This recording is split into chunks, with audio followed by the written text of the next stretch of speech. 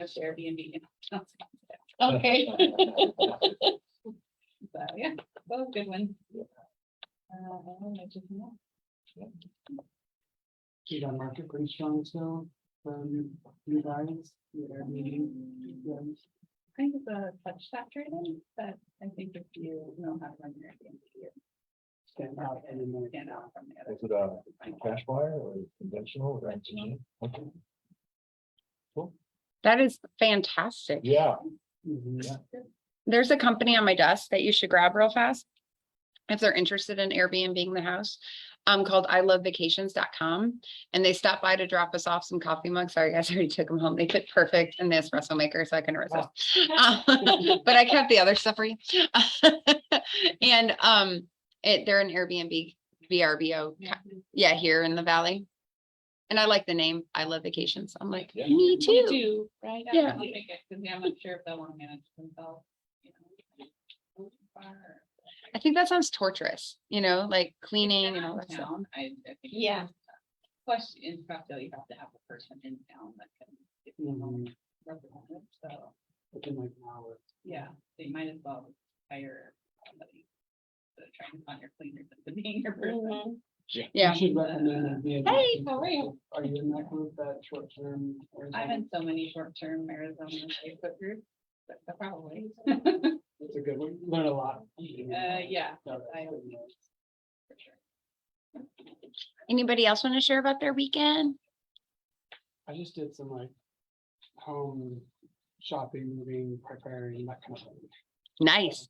Yeah, I'm closing on a place in a week, so for myself. Oh. My partner and I, so Awesome. excited to get out of our. current Yeah. place because we've got neighbors that are just, like it's a drug operation now. Oh, today. Yeah. And I can't get out of my garage, so I'm just like, well, I don't want to draw attention. A drive-through drug place. Kind of feels like it. Yeah, with this Hellcat, he's like burning down inside the complex, so. I'm just Oh like, my. I can't wait to get out. Yeah. Like, goodbye, farewell. You're gonna pay way too much in rent for that, so. Wait, yeah. But why would they go low class when they want people that can pay the big bucks? Trying to fill it, it's been empty for a while, it's been interesting watching the whole complex, it's at 9th Avenue and Glendale. Okay. 7th Avenue and Glendale, just west of there. If I could recommend anything to do from this learning experience of you buying a place, is write down every point that stressed you out along the way as a buyer and mover. Because it's hard. It's like, oh my God, all these pieces, and start making a checklist for your buyers. Say, let me help you streamline the process. Yeah. Yeah. Yeah. So when you buy your own place or sell your own place, and you have to go back to that seat of like, shit, this really sucks. Oops, that was recorded. Always think about the pain points, because that's why they're using you. Because we so easily are like, what do you mean it's hard to call a mover? Yeah. Because we're just in the process of the transaction. But when you're feeling it like you are on your second deal, like write down everything. That way you can ask more questions too. Good idea. Well, today we're going to talk about something really exciting, which is page 2 of the contract. Or section 2 of the contract, as I shall say, financing. And the reason I wanted to bring this up is because we're having a lot of shifts in our marketplace. And it is multiple offers again out there, but everything's negotiable. Like Aaron, you just won 17 days. That's freaking unheard of, right?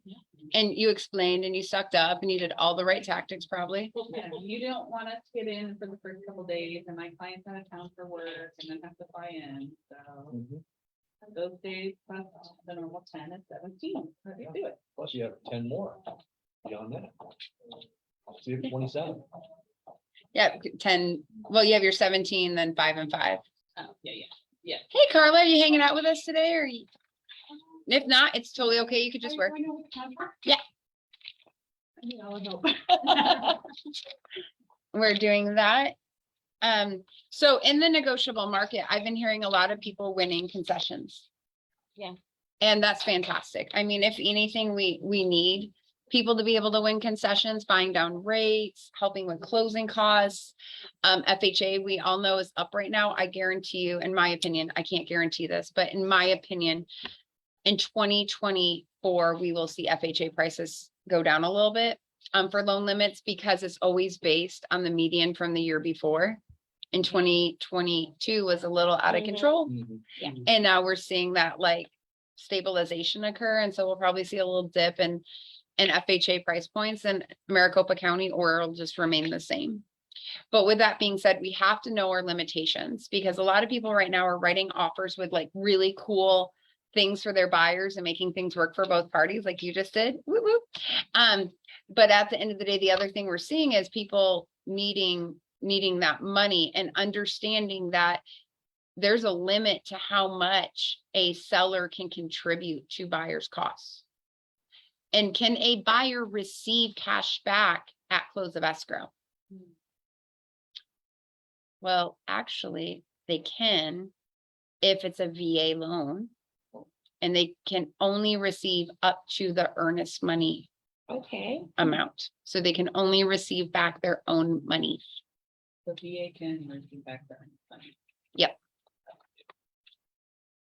So, but again, who do we always check with to make sure that that's accurate based on who they're using? Exactly. You always need to make sure you're talking to their lender.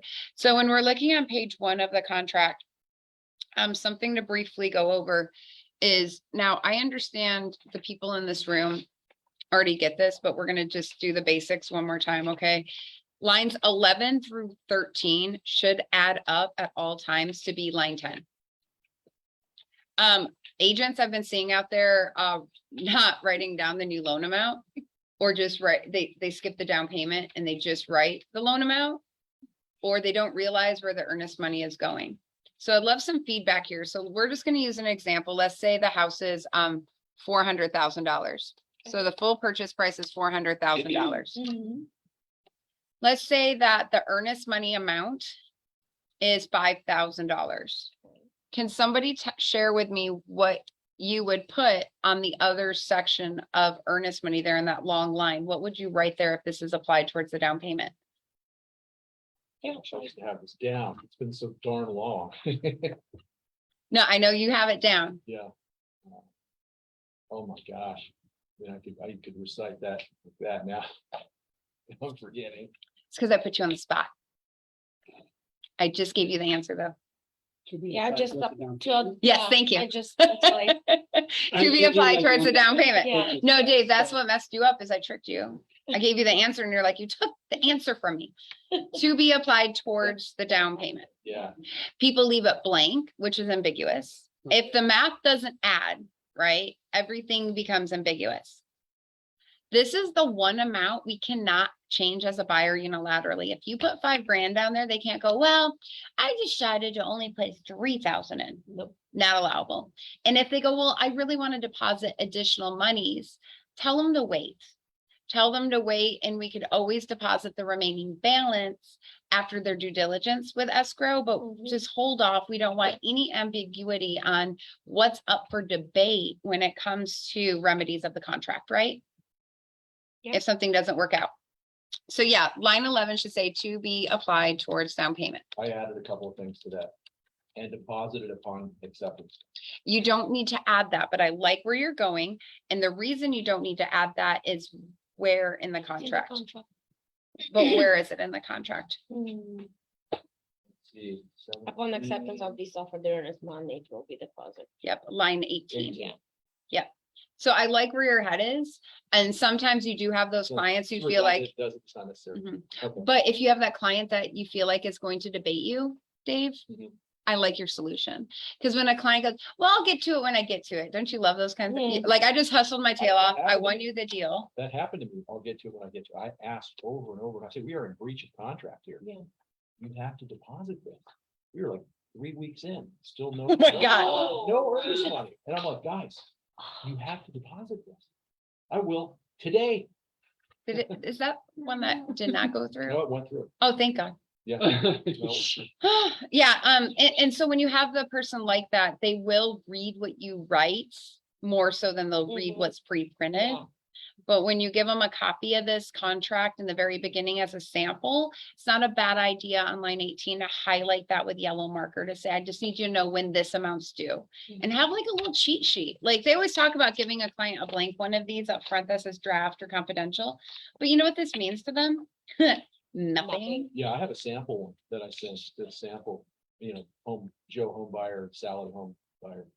It's a full sample. But what if you marked it up a little It bit? was. Oh, you marked it up? Completely. Yep. And then you direct things back and you're like, hey, I just want to let you know. I'm not expecting you to understand it fully because this is what I do for a living, but I wanted you to have kind of a reference guide so we can talk about it. Yep.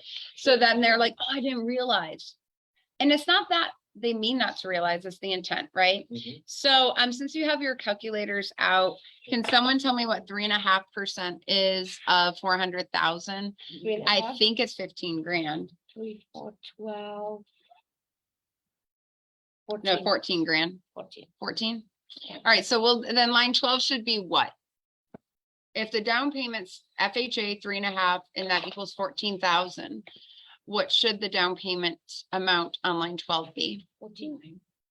9. Oh, because of the. Mhm. And then I always say additional down payment. Now, what could you add to that, Dave? Do it close of escrow. Or if you have a client like you just described, that one buyer, Mhm. what else could you say? Do now. Because you have 3 weeks, right? Yeah.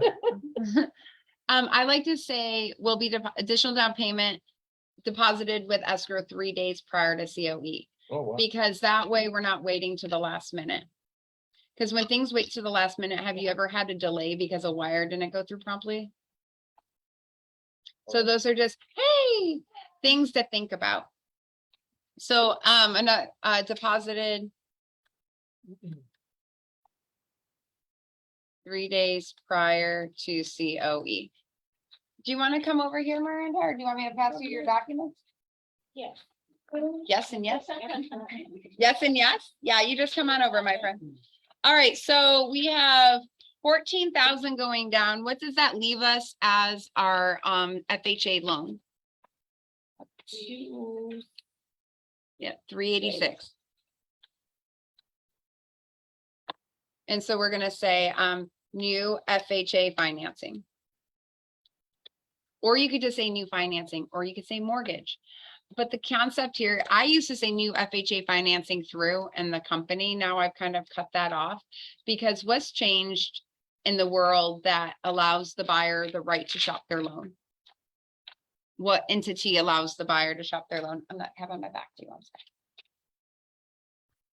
I'm sorry.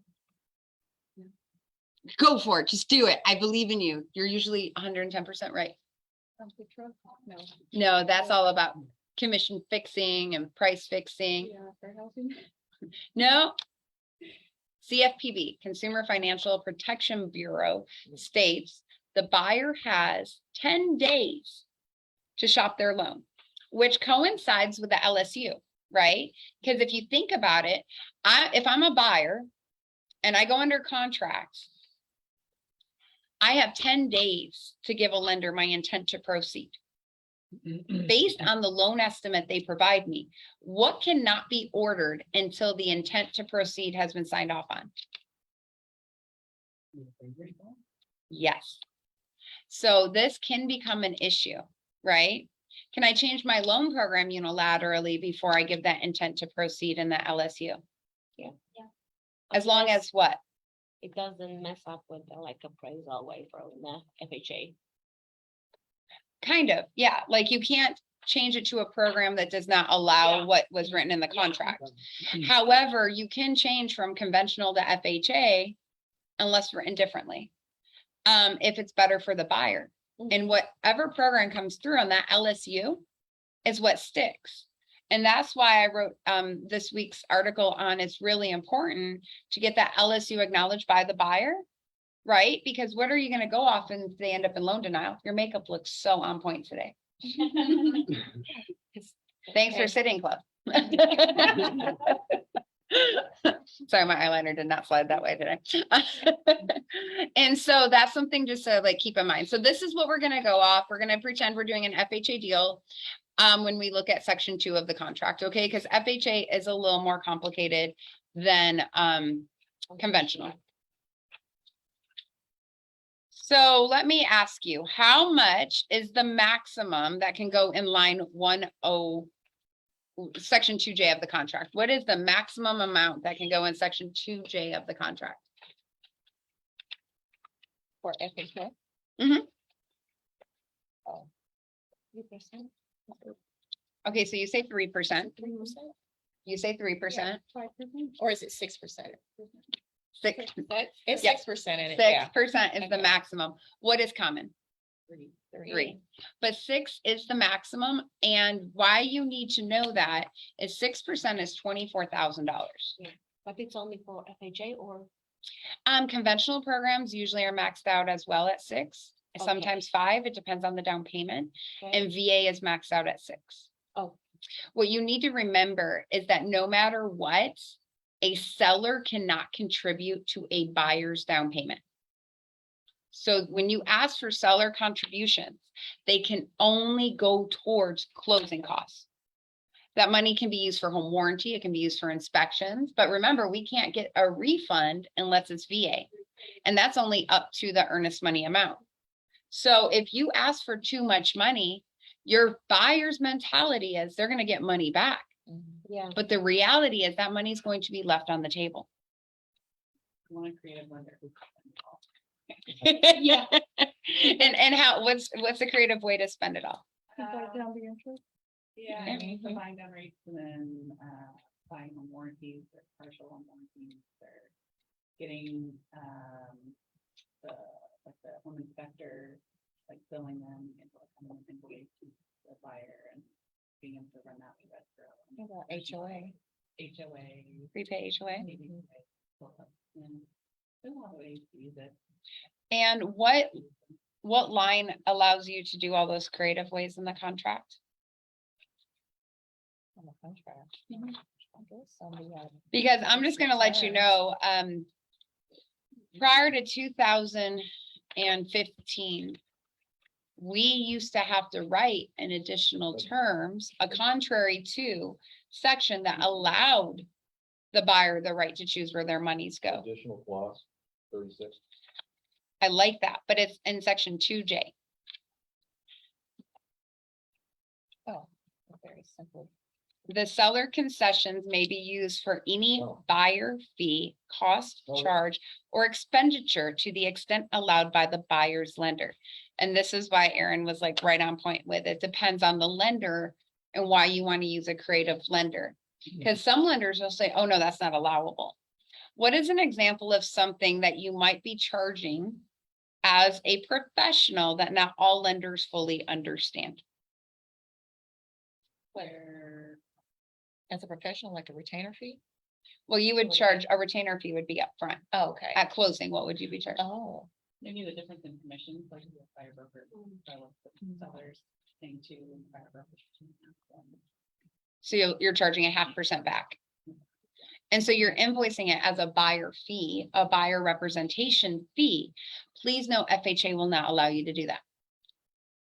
You can do that on a conventional transaction, but not an FHA transaction. So if you know that, you might at this point want to be negotiating 5.5% right here and asking the seller's agent to increase your representation fee by 0.5% as an offset, which is not an addendum. Mm. The addendum would be reducing this, but the offset would be broker to broker on a compensation for cooperation form, which you can find in working documents. So I also need you to understand that even though I want you to set yourself up for success, some loan programs where it says as allowed by buyer's lender depends on the rule set of the loan program. Okay, so let's say we have, I've seen it in this past few months. I've seen a lot of deals with 6% here when it comes to properties that have a lot of fix up and repair needs. Mhm. And Then they get into the property and they're negotiating the property and we're maxed out on concessions. And the buyer says, I want an additional $10,000 for repairs. What happens to that 10 grand? What's, and would some agents still write it even though they're maxed out? And then does that leave us with a really mad buyer? Yep. Both sides? So, and the seller's like this. You can come after me, dude, but this is what your lender's allowing. Like, I'm out. Your agent wrote it. That was your representation. So give me a workaround. All right, I want the $10,000 to go towards the roof. What's a workaround? Right? Okay, but does that usually put cash in the buyer's pocket to fix the roof? Right. Give me another workaround. I do like that workaround. That would make my life easier. That'd make your life easier. We're like, good luck with that. Get a line of credit. All right, but what else could we do to be creative? Dave, you've done it. I have, I've done it more than once. Have It's the been seller so put long since money- I've closed the leave money deal. in That's escrow? like, kid, Have Have the seller leave money I in gotta go escrow? back to my. have the seller do a holdback at escrow and pay them directly, but then just keep in mind on an FHA deal, the lender's aware now that we have a roof issued. Do you think the lender is going to fund and record the deal? But that was a good try. Holdbacks are a great concept, but I want to be honest, what a holdback does is it alerts everybody involved in the transaction that there's money left from the seller at the escrow company because there's an issue with the home or there's an issue with something. When you have an FHA or a VA buyer, most of the time that's going to alert them that they go, wait, what's wrong? And they have to approve escrow to be able to do the holdback. Also, escrow companies don't always believe in holdbacks. Not all of them will do it. They want written instruction on when they are to release it. They want non-ambiguity because that's the problem is that usually the buyer and seller decide to fight about it and escrow's holding the bag. And they're like, we don't want your money. Also, they charge for it. They charge quite a pretty penny for it. So it is an option at worst case scenarios, a lot of post possessions for conventional deals and cash deals. I've been seeing holdbacks, but most escrow companies try to stay so far away from those. Okay, so what else? What else could we do? Buyer's like, I'm not moving forward. You give me 10 grand for this roof or I'm not moving forward. We rep the buyer. But does that put 10, I like it, but does that put 10, we already have 6%. So we already have 24 grand on the table, which is insane amount of money to try to use, right? It's insane and a good time. What else can we prepay? Yeah. And now this buyer will not move forward because without that roof being considered and they need that money, they don't have the money to fix the roof. So how do we help them?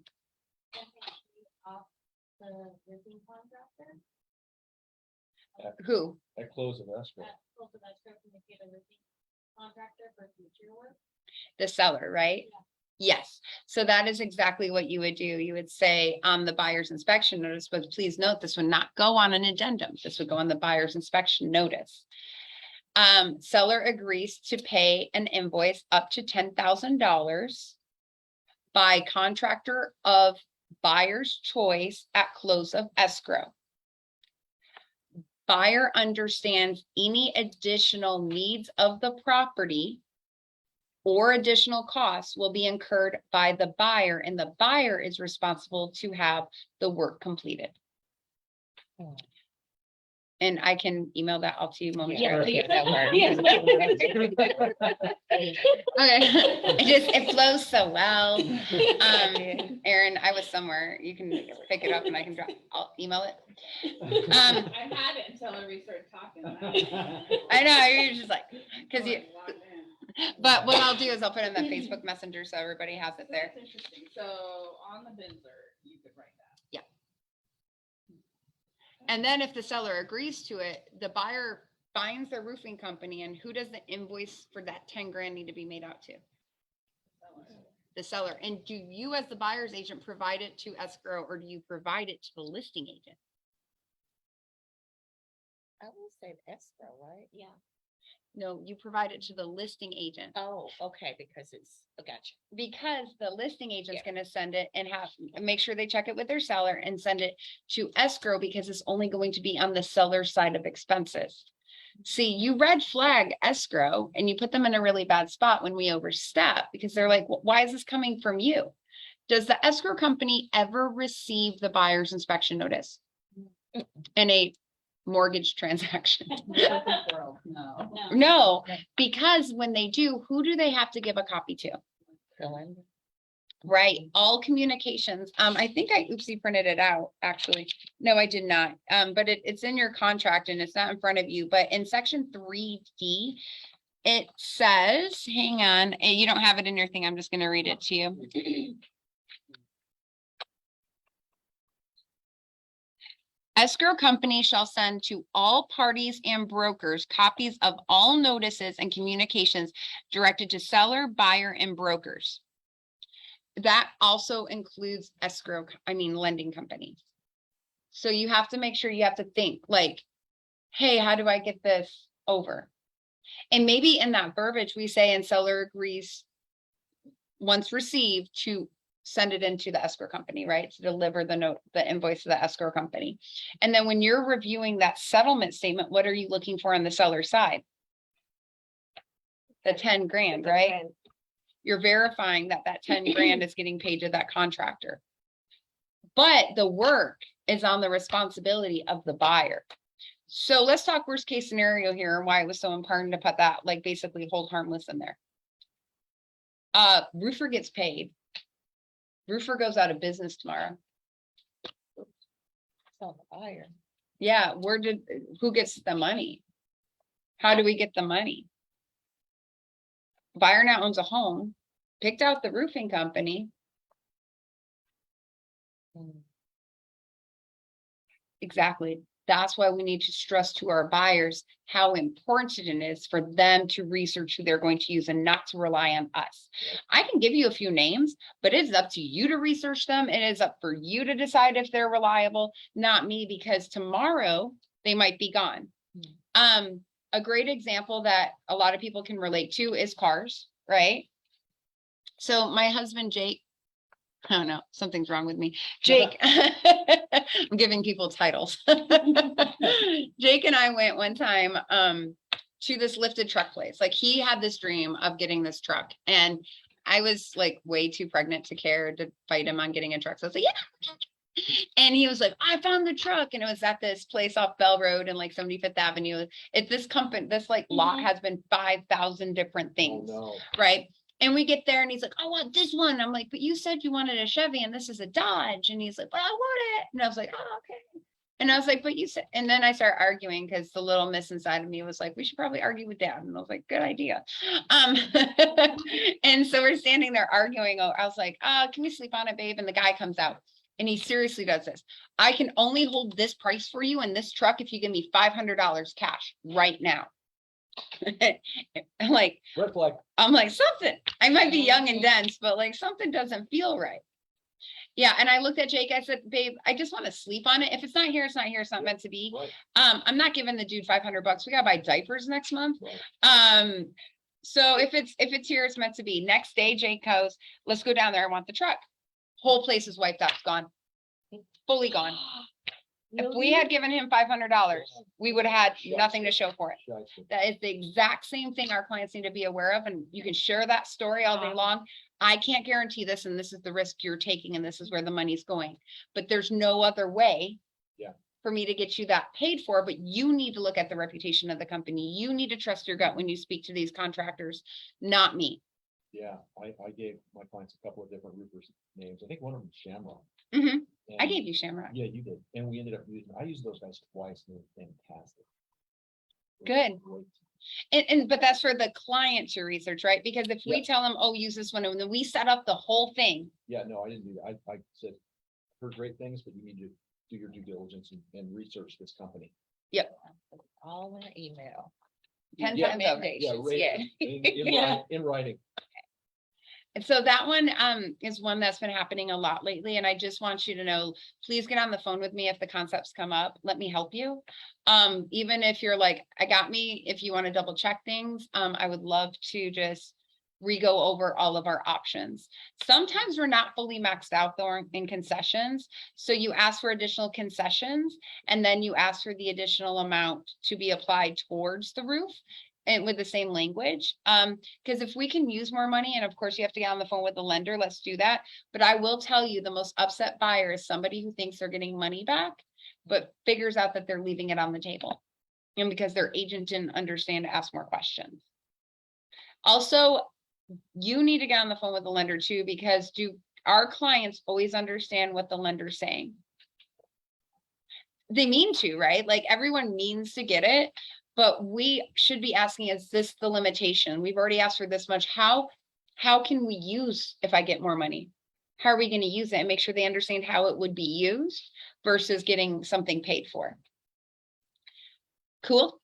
Now, the reason that's such a big deal is it's now allowable, as you know, in the buyer's inspection notice to request to address what you want fixed, to ask directly for a sales price reduction or a concession.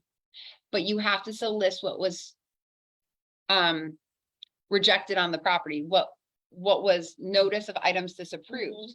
But you can say, and Jason just did it, and I felt so weird. I'm going to tell you the second time I did it, this is not how I've been trained in my life.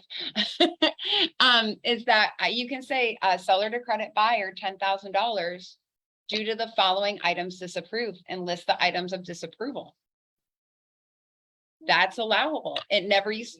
It's weird, right? Super weird. How many rights did that just take away from the seller? Our contracts just got that more buyer centric, right?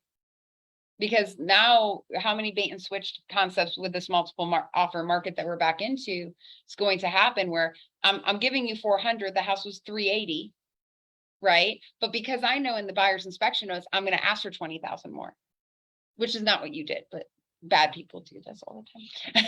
Well, I don't know this one.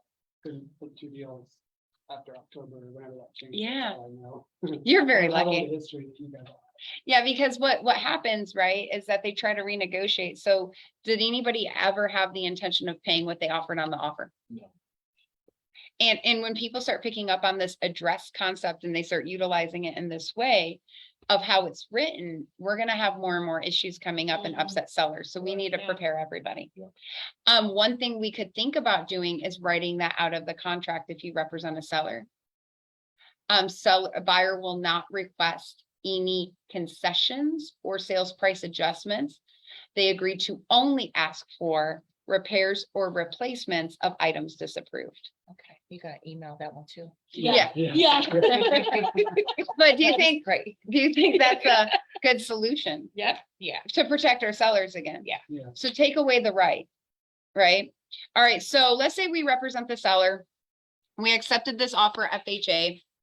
And we're fine with that, but we want to make sure that they never change from an FHA program to maybe a USDA or a VA or a down payment assistance program, right? They were getting a straight up FHA program on the pre-qual. We want them to stay with the program they told us. We can't write out someone's ability to shop their lender, but we want this program. How would you write that? And a counter offer? Yep. And what would you say, Carla? Like if they're going with cash and then they change to. Oh, you could do any of it. Yeah. How would you keep them So- focused? If it's cash, I'll say.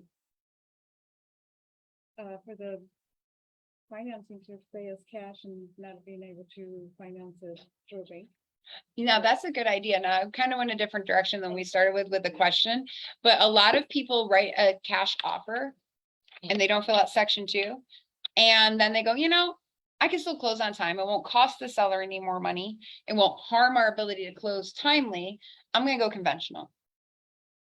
Totally can do it. Seller fully feels bait and switch now because typically there's not an appraisal waiver. Typically that bank still needs that appraisal. Now the appraisal does not matter, but the seller has to cooperate with allowing an appraiser in the property. Okay, they feel bait and switch. So that's a good concept. I like that one, They if were it's cash. Also doing, FHA from investors out there. Oh, yeah, From some would go from to cash. FHA. Now, if they fail to close, we could fight for the earnest money, but that's good. But now let's say we wanted to use this FHA program we wrote this offer for, which was not a down payment assistance program. How do you counter that ability to change programs unilaterally out? Go with your email. You read it, you're so nice. Do you write something just more vague, just saying anything of substance that changes from Every this change. without saying the financing side? Or like, I'm counter. Well, you're definitely on the right track. I can find your email. No, don't copy What? Mandy. Remember. You all have different ways. It's okay. I don't do well with quiet, so. I would write, buyer agrees not to change from original purchase program of FHA. Buyer agrees not to utilize a down payment assistance program or any other program. And that way, when I get that LSU, it should still be Mm. straight up FHA. If you're using down payment assistance, cool, right? Like, just write it in the original offer. Like, don't shake someone down and be lying to them. I mean, usually it's miscommunication of like intentional miscommunication to get someone to go with them to, oh, I'm not using a DPA program. There is nothing wrong with down payment assistance programs. What we need to know is it could add a little more time at the back end because there's some red tape, Yeah. because that's another entity of funding. It's the lender and an entity of funding. That's the down payment assistance program. So sometimes it adds like 5-7 days on a deal by mistake. So that's one thing to know, but there's nothing wrong with it as long as everybody's upfront with it. So we're all prepared with the right expectation. So that language goes on a counter. Yep. Take the extra step every time when representing a seller to understand why the seller's accepting that financing and put that buyer in a box. Because if you represent a seller, how many rights does a seller really have? None. Only if the buyer's in breach. Yeah. How many rights does a buyer have in the contract? Everything. Let me count the ways. 1, 100, Yeah. 2, 100. Yeah, so we want to make sure that we're always protecting our sellers, but also knowing how to negotiate for the buyers. And having an open mind in negotiation, so you don't go to the seller and say, oh, I would never agree to this, but this is what they're asking. Hey, this is what they're asking. This is their reasoning. What do you want to do? Because the moment you start with, because it crushes your soul a little bit when they come back asking for so much, and you start with that projection, the seller's going to respond with, well, you told me you would never do it. I wasn't supposed to say that. It just came out, my bad. Trying to get you to agree to something instead of nothing. So make sure too, when you're having these communications, that you really think that through. Next thing to talk about on your contract is section 2K is the one that we just discussed, which is buyer shall immediately notify seller of any changes. That loophole that we just discussed as well is on line 104. It's what is described in the pre-qual or LSU provided within the 10 days after contract acceptance. Any changes after that point, it needs to be agreed to, or the earnest money is at risk. Since Carla brought it up, if a buyer who was cash all of a sudden sends your seller an addendum that says, hey, we're cool with getting a conventional loan, you have just put all of section 2 in place. I would suggest directing your seller to say exactly what I told you not to say about negotiations, but to say, I'm not signing that because I'm sticking you to what you promised in the beginning. So if you don't close how you're supposed to close, then I have the right to come after the earnest money because you've harmed my time off the market, right? So I would never personally have a seller allow, in writing, put it in. If you didn't write out the fact that they could get a loan on a cash deal, then they could get conventional financing, but that was a unilateral decision. Now, if they don't close on time, we cure them, right? We have 3 days, they're in breach. If they still don't close, giving our seller their money, and then our seller has the right to cancel and go after the earnest. So be really careful when it comes to changes. Don't just allow your clients to sign off on addendas to be a nice person. Really think it through. We're going to go back up real fast to section 2E, which is on page 2 of the contract. Have you ever worked with a company that refuses to fill out the documentation required by the contract? Prequal, LSU, Yeah, you want to name a few? I had a really. Yeah, I think one of them's Rocket. I Yeah, had a really hard time getting LSU. Really hard time. isn't it funny how like And there's Quicken changed their 16 name because different they were so people. bad? There's no point of contact.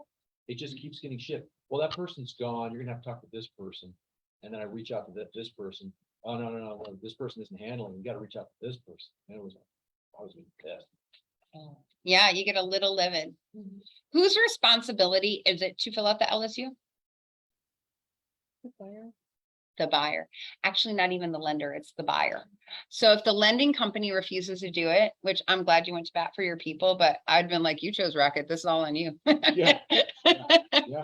I told you to use an in-town human that we could go Yeah. see and harass in person. Mhm. And I know you would, Miranda. I know I've sat in lobbies when people don't cooperate, and I won't leave until my clients issue self. Well, just email me. I know I'm here. We're gonna resolve it. In the lobby. That's not gonna work with Rocket. Yeah. And there's a few other companies it doesn't work with that we could go on and on about, like Bank of America. No, it's being processed in Illinois. Cool. They're 3 hours ahead of us. I guess we're done for the day. Yeah. And then Wells Fargo, they might be in town, but I nicknamed them the devil a long time ago in short sale days. No feeling. The loan status update can be filled out by the buyer and signed off by the buyer. The key is that last line needs to be signed, and it's basically the exact same information on page 1 of the LSU as it was on the pre-qual, which the buyer can also fill out the pre-qual. So if a lending institution only gives their own pre-qual, the buyer can take that information, they can call the lending institution, and they can fill out the pre-qual form. It's not the best feeling for a listing agent to be presenting something filled out by the buyer, because it means the lender is not going to be super accessible and helpful. Yeah. So, but I want to point out that this is something people skip all the time on Carrying On. They skip, it's not a big deal. It's a big deal. Line 40 of that LSU being signed saying that my intent is to proceed with this company is everything. How many of you have seen counters in the past marketplace, and you'll see them again, demanding that the buyer orders the appraisal within the first 3 days of contract acceptance, first 5 days of contract acceptance? Do you really think that's enforceable? I mean, think about it. I just told you the CFPB gives, which is a government entity, 10 days. And a they- buyer a right to shop their loan for 10 days. Right, there's no way. See, that's debatable if it's enforceable, right? Because you're also there like, well, is it not? Can you work around a rule set?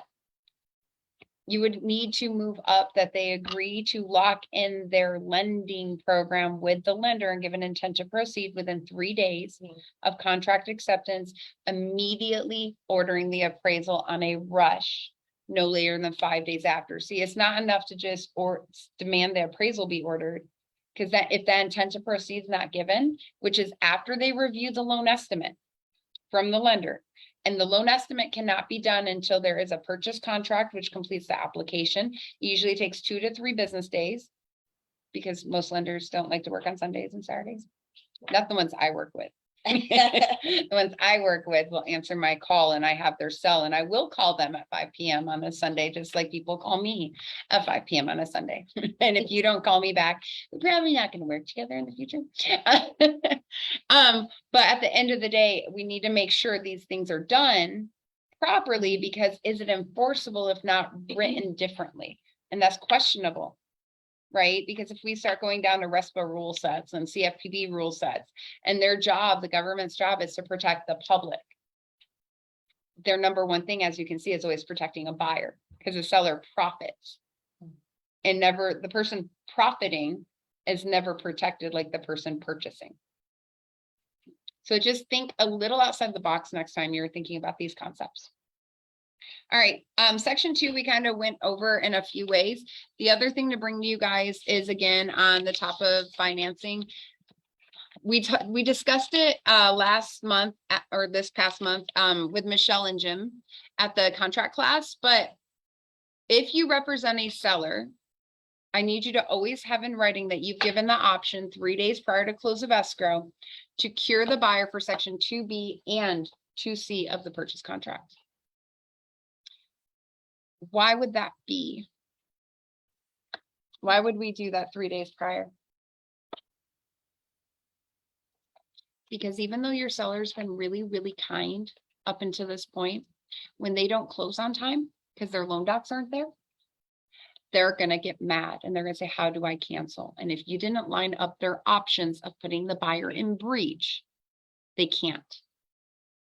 We want a seller to simmer. By the way, we want a seller to know it's not a guarantee. You don't have to cancel. We just want the buyer in breach. Also, please note, the only way for a buyer to truly be in breach and a seller to remain in compliance is if the seller goes to the escrow company and signs all their documents that they have accessible to them at that time. And they're ready to close. Because we don't need our seller being cured on page 1 of the contract for not having documentation done in time to close escrow. Right? Because only a non-breaching party can cancel on a breaching party. And a smart buyer's agent would say, hey, has the seller signed yet? And they go, no, they're waiting on loan docs. Loan docs is like 2 sheets, by the way, for the seller side. On section 1D, it states that the seller shall comply with all terms and conditions of this contract, execute and deliver to escrow company all closing documents, and perform all other acts necessary in sufficient time to close escrow. So if your seller hasn't done that and the buyer's smart, and the day after close of escrow, they would cure the seller for not complying with section 1D of the contract. And they would also put the seller in breach, giving us a standstill of both parties being in breach and no one having the right to cancel. So if you represent a seller, always get your seller signed. Give instructions to escrow not to close until further instructions, but have them lined to sign. Does that make sense? Because we're so fast always saying, cure the buyer, but a smart buyer's agent also goes, how do I cure the seller? Because a breaching party can't cancel on a breaching party. And now don't get me wrong, the buyer would be in breach first, but a smart seller also doesn't want to start over. And if the lender's like, hey, it'll be a couple days, they might wait, right? Just keep the buyer in breach, but let's hang out and wait. Let's hope it closes. Like everyone, they already moved out. They already shut off APS, and we all know how fun they are to deal with. Yeah. Water companies are a complete joy. You know, we want this buyer to close. Sometimes it is just a little mishap, right? But at the end of the day, make sure that seller stays in compliance, because 2B and 2C can also bite on the other end on section 1D. I know those are topics we don't usually talk a lot about, but I just thought they were fun to have a discussion on. And with that, guys, do you guys have any questions for today's section or anything else you would like to go over? Just real quick, the no buyer fees that are allowed to be charged back, was it FHA and VA? So the 2.5% and 2%, I missed which one it was. Definitely FHA. FHA. VA is going to depend on overlays with the lender. VA is a lot easier than people make it seem like. It is a government loan, but it's typically a lot simpler than people make it. They're like, VA is so hard. I'm like, no, not really, no. FHA though does have a lot more red tape typically than any of them. But at the end of the day, they're totally doable. And if you have a really good lender involved, they have everything really done and ready to go. They're just waiting on that house. Unless you disagree, because I know you work with good lenders. Yeah, I got a prequel at 11 p.m. Nice. this weekend on a Saturday. Wow. Shit from my buyer's lender. Yeah. Like, thank you. Which Like, lender was that? I think it was lower, so he's like an online lender, but he's great. Working his tail off for you. Mhm. Because I don't know any of us in this room that would stop when the night falls. We're like, oh, we're done working. You know, you're not done until it's done, until it's settled. We go to sleep sometimes, waking up in the middle of the night, like, did they email me? Yeah. Yeah, that's the other Wanna time. write your birthday dinner. Yeah, what's going on? Yeah. You're always doing deals. You're like, I would love to have this shot, but I think I have to read something in a moment. Okay, any other questions? I hope that was like a fun little overview to make you think a little bit differently about the financing section. Oh, yeah, Yeah, sure. and I will go on to the Facebook group, since this is recorded, because Kathy, we miss you. And I'll put those, that verbiage in, so you guys can Yeah. kind of go off it later. Awesome. Yeah. Yep. Well, thanks, that was fun. Thank you, Mandy. I have a possession question. Yes, ma'am.